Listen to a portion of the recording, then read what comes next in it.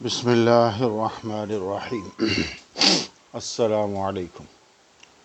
آج میں نے یوٹیوب میں ایک بات دیکھی ہے، ایک خط ہے جو حضرت مولانا طلحہ صاحب جو کہ شیخ الحدیث مولانا زکریہ رحمۃ اللہ علیہ کے صاحبزادے ہیں، انہوں نے ایک خط لکھا ہے مرکز کے ذمہ داروں کو۔ جب ان کو پتہ چلا کہ کچھ لوگ یہ رائے دے رہے ہیں کہ تعلیم میں، جماعت میں، تعلیم میں فضائل اعمال کی جگہ منتخب احادیث کو رکھا جائے، تو انہوں نے خط لکھا اور کہا کہ نہیں، ایسا نہ کرے، مین تو فضائل اعمال ہی ہونی چاہیے، اور جزوی طور پر منتخب احادیث کی بھی تعلیم ہو، کوئی حرج نہیں ہے، لیکن نصاب وہی ہونا چاہیے۔ اب اس خط میں انہوں نے حضرت جی مولانا انعام الحسن صاحب رحمۃ اللہ علیہ کی ایک بات انہوں نے لکھی ہے، وہ دیکھ کر کے مجھے خیال آیا کہ اس کی طرف تھوڑی توجہ دی جائے۔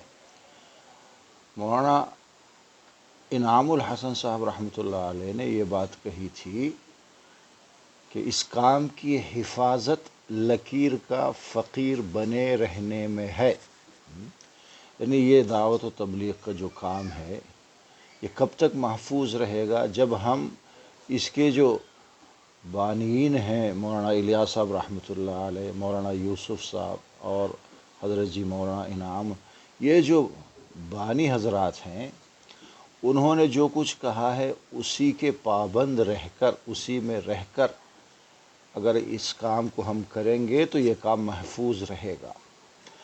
ان کی باتوں کو چھوڑ کر، ان کے بتائے ہوئے طریقوں کو چھوڑ کر منمانی کریں گے تو اس کام کی حفاظت نہیں رہے گی۔ تو مولانا نے بڑی بات کہی ہے کہ اس کام کی حفاظت لکیر کا فقیر بنے رہنے میں ہے۔ اردو جاننے والے تو جانتے ہیں کہ لکیر کا فقیر کیا ہے۔ اب تیلگو جاننے والوں کے لیے ہے کہ గీసిన గీతలోనే ఉండాల. మన పెద్దవాళ్ళు ఏది అయితే గీత గీశారో, మనకు వివరించారో దాంట్లోనే ఉండి మనం చేయాలి, అప్పుడే అది బాగుంటుంది۔ یہاں مجھے یہ خیال ہے ٹھیک ہے، اس کام کی حفاظت کے لیے ہم محتاج ہیں اس لکیر کے جس کو مولانا الیاس صاحب رحمۃ اللہ علیہ اور ان کے ساتھیوں نے بتایا ہے، گیچا۔ اور اب یہ کام رہے یا نہ رہے، دین تو رہے گا۔ اس کام کے شروع ہونے سے پہلے بھی دین تھا اور اچھی حالت میں تھا، بلکہ یہ دین تو اللہ کے نبی اور صحابہ کرام کے دور میں جتنا مکمل تھا، جیسے جیسے کام بڑھتا گیا، لوگ بڑھتے گئے، علمی کام بھی ہوئے، محنت بھی بہت ہوئی، تحریکیں وجود میں آئی، لیکن جتنا مکمل دین صحابہ کے دور میں تھا بعد کے کسی دور میں نہیں رہا، یہ انڈرسٹوڈ ہے۔ اور اللہ کے نبی نے بھی تو ایک بات بتائی تھی، ہمارے لیے ایک لکیر کھینچ کر بتایا تھا کہ ترکت فیکم امرین لن تضلوا ما ان تمسکتم بہ کتاب اللہ و سنتی۔